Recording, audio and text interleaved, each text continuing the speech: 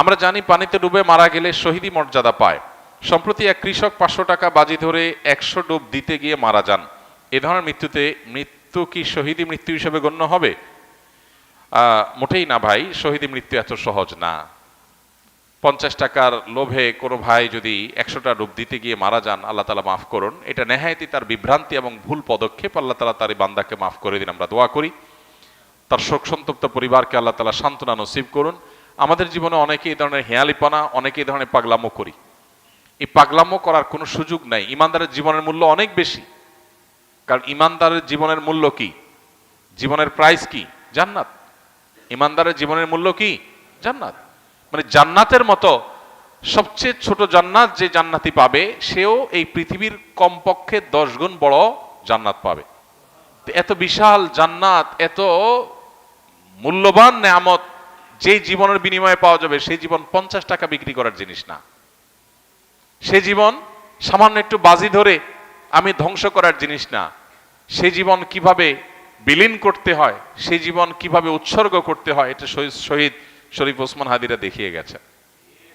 এটা আবু সাইদরা দেখিয়ে গেছেন কিভাবে সে জীবন উৎসর্গ করতে হয় মানুষের মুক্তির জন্য। এই যে অন্যায়, এই যে অনাচার সমাজে হচ্ছে, আমরা সেটা বাধা প্রদান করার জন্য যদি বের হই, আমি বলছি না আপনাকে মাস্তানি করতে, আপনি সমাজের মানুষকে অন্যায় থেকে বাধা দেওয়ার জন্য কাজ করেন। এরপরে যদি আপনার উপরে চাপ আসে, বাধা আসে, জুলুম আসে, সহ্য করেন। যদি জীবনে চলে যায়, সার্থক, শাহাদাতের মর্যাদা লাভ করবেন। অতএব এই ধরনের বাজি ধরতে গিয়ে মারা গেলে শাহাদাতের মর্যাদা এত সস্তা জিনিস না। হ্যাঁ, এটা ঠিক যে হাদিসে আছে পানিতে ডুবে মারা গেলে শাহাদাতের মর্যাদা পাওয়া যায়। সেটা কে? অ্যাক্সিডেন্টলি যদি কেউ পানিতে ডুবে মারা যায়, এটা তো অ্যাক্সিডেন্টলি মৃত্যু বলা যাবে না, বরং এটা নিজেকে বিপদের দিকে ঠেলে দেওয়া বলা যায়। আল্লাহ তাআলা বলেছেন, ওয়ালা তুলকু বিআইদিকুম ইলা তাহলুকা, তোমরা নিজেদেরকে ধ্বংসের দিকে ঠেলে দিও না। এটা ধ্বংসের দিকে ঠেলে দেওয়া। আপনার নিশ্চিত কষ্ট হবে, বিপদ হবে, জেনেও সে কাজটা করা আপনার জন্য জায়েজ নাই পার্থিব কারণে। হ্যাঁ, আল্লাহর সন্তুষ্টির জন্য, আল্লাহর রাহে, আল্লাহকে খুশি করবার জন্য যদি আপনার জীবন যৌবন সবকিছু দিয়ে দিতে হয়, এটা সার্থকতা। এটা সার্থকতা, কারণ এর বিনিময়ে আপনি জান্নাত লাভ করবেন। তো যাই হোক, আল্লাহর বান্দা, তার ফায়সালা আল্লাহ তাআলাই করবেন। আমরা দোয়া করি আল্লাহ তাআলা তাকে মাগফিরাত নসিব করুন। আমরা দোয়া করি আল্লাহ তাআলা তার শোক সন্তপ্ত পরিবারকে সান্ত্বনা নসিব করুন। তবে এই ধরনের কাজ কারো করা উচিত না। এবং যারা বাজি ধরেছে তার সাথে, তাদের ব্যাপারে পুলিশি তদন্ত হওয়া উচিত। যে একজন মানুষকে 50 টাকার বাজি ধরে 50 টাকার লোভ দেখিয়ে বা যেভাবেই হোক এভাবে 100 ডুব দেওয়ার জন্য এরকম রিস্কি কাজের মধ্যে ঠেলে দেওয়া, এটা আদৌ তার কোনো এটার পেছনে কোনো দুর্বিসন্ধি আছে কিনা, বা এই ধরনের হেয়ালিপনা সেই বা কেন করলো, এটা জবাবদিহিতার আওতায় আনা উচিত। মানুষের জীবন এত সস্তা না। অতএব আমরা কোনো অবস্থাতে এই ধরনের হেয়ালিপনায় যাব না। এরপরের প্রশ্ন হলো, কেউ যদি হাঁচি দেয়, জোরে আলহামদুলিল্লাহ বলে, কোনো ব্যক্তি যদি সেটা শুনতে পায়, হাসির জবাব না দিলে কি গুনাহ হবে? খুবই সুন্দর একটি এবং দরকারি একটি প্রশ্ন। ইসলাম আমাদেরকে অত্যন্ত দারুণ শিষ্টাচার শিখিয়েছে এবং সামাজিক এবং পরম সৌজন্যতা বোধ সম্পন্ন মানুষ হতে শিখিয়েছে। অন্য কোনো সমাজে, অন্য কোনো সভ্যতা ইসলামের মতো এত বেশি আপনাকে সৌজন্যতা বোধ সম্পন্ন মানুষ হতে শেখায় নেই। যেমন কেউ যদি আপনাকে সালাম দেয়, আসসালামু আলাইকুম ওয়া রাহমাতুল্লাহ, আল্লাহ বলেছেন, ওয়াইদা হুয়্যিতুম বিতাহিয়্যাতিন ফাহাইয়ু বিআহসানা মিনহা আও রুদ্দুহা, তোমাদেরকে কেউ যদি কোনো ভাষায় অভিবাদন জানায়, সালাম জানায়, তাহলে তুমি সে যতটুকু দিয়ে তোমাকে অভিবাদন দিয়েছে, সৌজন্যতা ভদ্রতার খাতিরে তিনি তোমাকে সালাম দিয়ে দোয়া করেছে, তুমি চুপচাপ থাকতে পারো না, তোমাকেও জবাব দিতে হবে পাল্টা। এবং সেটা তিনি যা বলে দিয়েছেন কমপক্ষে অতটুকু, বরং তার চাইতে বেশি, তার চাইতে বেশি দেওয়া উচিত, না হলে কমপক্ষে যতটুকু বলেছে ততটুকু। কেউ যদি বলে আসসালামু আলাইকুম ওয়া রাহমাতুল্লাহ, তুমি চুপ থাকলা, তুমি গুনাহগার হবে। কেউ যদি আসসালামু আলাইকুম ওয়া রাহমাতুল্লাহ বলার পর জবাবে যদি আপনি বলেন ওয়া আলাইকুম আসসালাম, শুধু কমায় বলেন, তাহলে আপনি গুনাহগার হবেন। তিনি যতটুকু বলেছেন কমপক্ষে ততটুকু বলতে হবে, পারলে বাড়িয়ে বলবেন। তিনি ওয়া আলাইকুম আসসালাম আসসালামু আলাইকুম বললে আপনি বলবেন ওয়া আলাইকুম আসসালাম ওয়া রাহমাতুল্লাহ। তিনি যদি বলেন আসসালামু আলাইকুম ওয়া রাহমাতুল্লাহ, তাহলে আপনি বলবেন কি? ওয়া আলাইকুম আসসালাম ওয়া রাহমাতুল্লাহি ওয়া বারাকাতুহু। অনেক ইমামদের মতে এরপরে মাগফিরাত ইত্যাদিও যুক্ত করা যায়। আলবানী রাহিমাহুল্লাহ এরকম একটা কথা বলেছেন, যদিও বিশুদ্ধ মত অনুযায়ী ওয়া বারাকাতুহু শেষ, এতটুকু। যদি কি ওয়া বারাকাতুহু বলে, তা আপনি অতটুকুই বলবেন। এটা হলো সৌজন্যতার শিক্ষা, যে আপনাকে একজন সালাম দিল, অনেক লোক আছে অহংকারী, সালামের জবাব শুনে মাথা ডুলায়, দুইটা ঠোঁট নাড়ালে হয়ে যায়, সেখানে আস্ত মাথা নাড়াচ্ছে, কোনো যুক্তি আছে? যে কাজ দুই ঠোঁটে করা যায় সেটার জন্য সে কি করতেছে? পুরো মাথা নাড়াচ্ছে। অনেকে মাথাও নাড়ায় না অহংকারের কারণে, এটা গুনাহ। সালাম দেওয়া কিন্তু ওয়াজিব না, কিন্তু সালামের জবাব দেওয়া ওয়াজিব।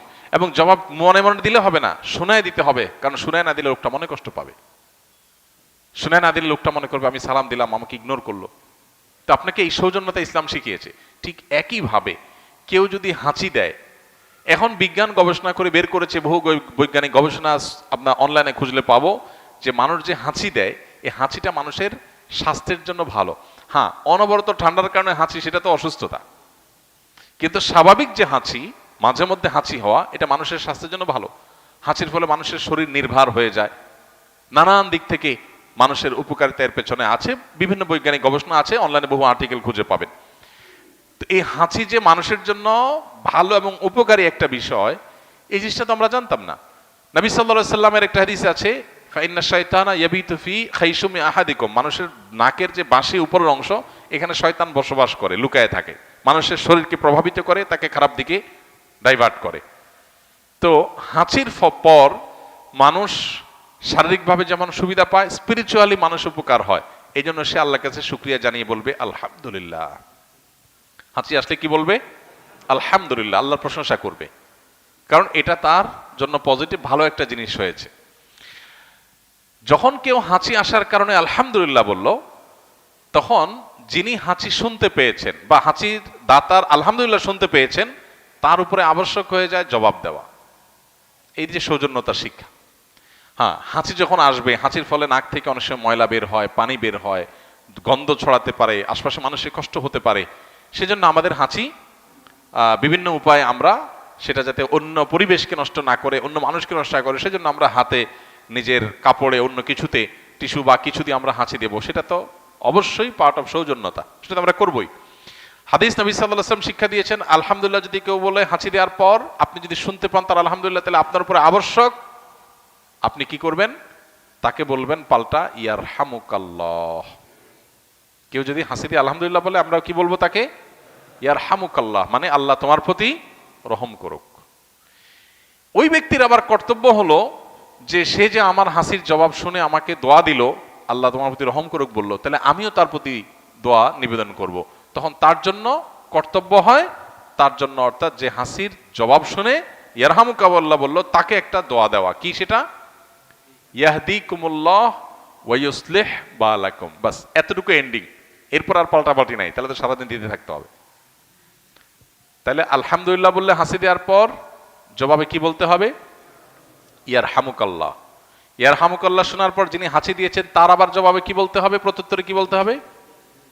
ইয়াহদিকুমুল্লাহ ওয়া ইউসলিহ বালাকুম। কত চমৎকার অর্থবহ দোয়া। আল্লাহ আপনাকে হেদায়েত দান করুক, সঠিক পথ দেখাক, এবং আপনার অবস্থা সংশোধন করে দিন, আপনার অবস্থা ঠিকঠাক করে দিন। একটা দোয়া। আমরা তো কত কথাই বলি, আজকাল দেখবেন একজন আরেকজনের দেখা হলে একটু বেশি আধুনিক হয়ে যাচ্ছি, তো আমরা দিন থেকে সরে যাচ্ছি, এটার নাম দিয়েছে আধুনিকতা। তো দেখা হলে বলে হাই হাই হাই বাই করলে কি হবে? আসসালামু আলাইকুম বললে আপনার প্রতি শান্তি বর্ষিত হোক, আমি একটা দোয়া করলাম, আমি দোয়া করার মধ্য দিয়ে তার প্রতি কল্যাণ কামনা করলাম। সমাজে সবাই সবার কল্যাণ কামনা করলে সমাজটাই তো জান্নাতে পরিণত হয়ে যাবে। হাই বললে কি লাভ হবে? হাই ভাই, হাই ফাই বললে কি লাভ হবে?